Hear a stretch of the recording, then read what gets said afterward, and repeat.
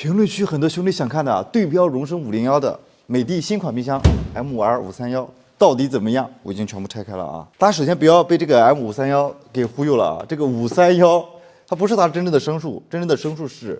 505升啊。美的原来的代表它的升数，现在只要前面带 MR 的就不是，所以你们以后要小心一点啊！拆开以后呢，双蒸发器没有问题啊。双蒸发器确实它的优点，我在其他视频已经讲过，大家可以翻一翻啊。它的制造成本明显要比单蒸发器要高得多。除了是2个蒸发器，它中间连接的点，你看必须要使用铜管，因为如果使用铝管的话，它就会被腐蚀啊，这里面它是没办法的，所以它的制造成本明显要高得多。这也就是为什么有的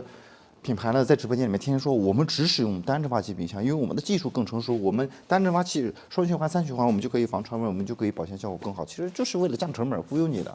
然后这个机子相比于那个它自己的那个508、507来说，它的背板换成了这个塑料的啊，当然501也是塑料的，它降低了1000多块钱嘛，这个是合情合理的。然后呢 ，PST 取消了，变成了一个铂金净味啊，这个我给大家拆开了，就是这么一个模块。冷冻室，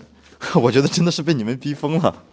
原来它的冷冻室都不做的，现在冷冻室也做了，但是拆开以后就是这么一个，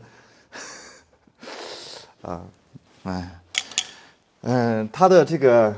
里面的2个雷达感应探头拆开以后都是有的啊，有的品牌拆开以后是空的，这是不地道。然后面板也值得讲啊，这个面板是 PPM 材质的，对标那个品牌是 PCM 的，这个确实要更高端一点啊。然后我们现在看一下后面的核心零配件，压缩机不出所料啊 ，GMCC 美制的压缩机，这个是美的和东芝合作的啊。其实同价位段来说，使用这个压缩机始终比那个仅使用那个国产的肯定要好一点啊，稳定性更强一点。啊，这个倒没有问题。然后它的这个焊接呢，全部使用洛克环，所以也没有焊点。然后它的整个电脑板原来在这个位置，现在全部挪到这里来了。所以说它原来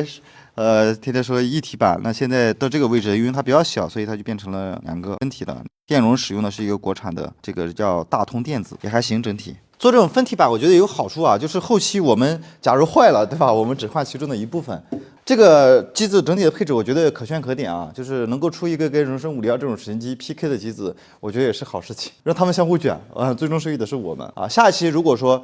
大家还想看什么，抓紧在评论区留言啊，点赞最高的就是我们要给大家去拆的哦，加油！